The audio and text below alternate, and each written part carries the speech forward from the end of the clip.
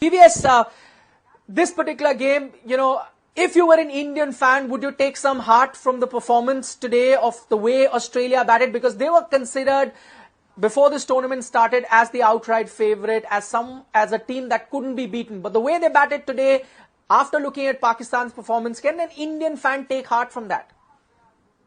Yeah, without a doubt, Nikhil. You saw that they were under pressure. And you could see there in the body language, except for Steve Smith, no one looked comfortable right from the start. Even Warner was not timing the ball. Finch looked totally out of sorts.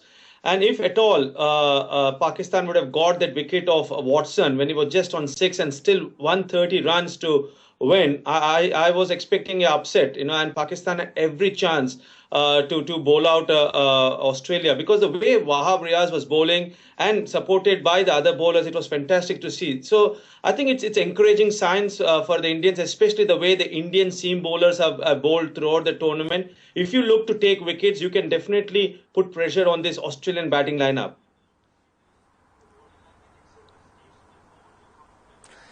Right, VVS, while this game showed the weakness of the Australian team, if you look at it the other way, it also somehow showed the strength of the Australian team. They were under the pump, they were under pressure, but they came out of that situation so strongly that at the end, they won by 6 wickets. So that's a huge winning margin if you look at a one-day game. So did this game also show the strength of the Australian batting lineup, the way it has been made with let's say, Mitchell Johnson batting at 9, Stark at 10?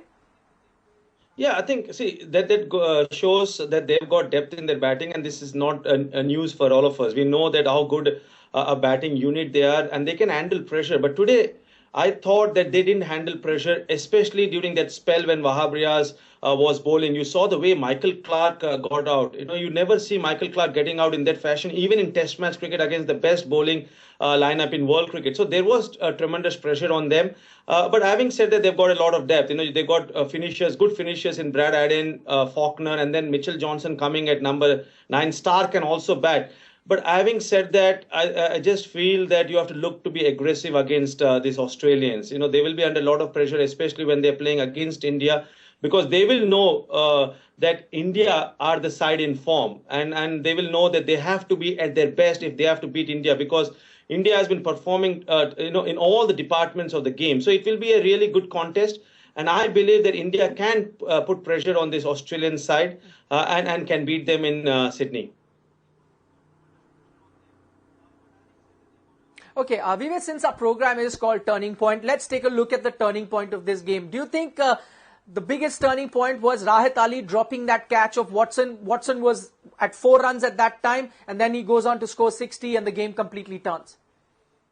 Yes, I think that was the turning point, because if suppose Watson would have got out at that moment, Wahab Riaz in tremendous rhythm, Maxwell would have come out. And you saw even when Maxwell came out after the dismissal of Steve Smith, you could see that he was vulnerable. Yeah, he played some freak shots, but he could have got out also if suppose his catch also was dropped. So I think definitely that was the turning point. We have to remember that they still had to get 130 runs, and 4 wickets down, pressure on them. Anything can happen when the batting or the batsmen are under pressure. So that definitely can be called the turning point. But Nikhil, I'm really disappointed with the batting approach of Pakistan. Throughout the tournament, they've just not realized that, it's important for them to score big runs. They cannot depend totally on their bowling unit, and credit to their bowling unit. This is the second string bowling unit. We saw their 3 main bowlers getting injured prior to the tournament, and this is the second string, and they have come and they have delivered when it mattered. And because of them, Pakistan, in fact, has qualified for the quarterfinals.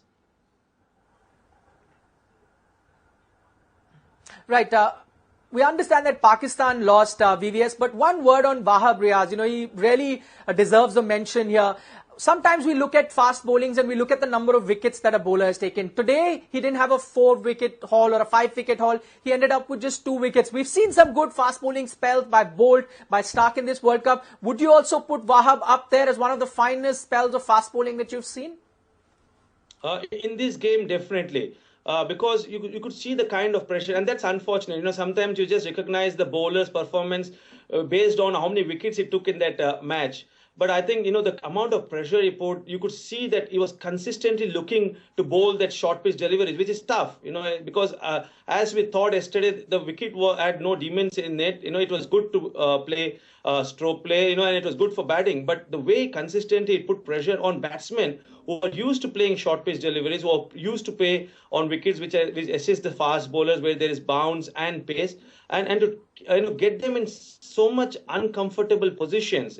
Michael Clark, the way he got out, Watson struggled, and later on, even Maxwell was struggling. So I think this was one of the best spells in this World Cup. Yes, the wickets column will not show that, but it will be on par with what Mitchell Stark has done, what Bolt has done, or what Saudi has done in this tournament.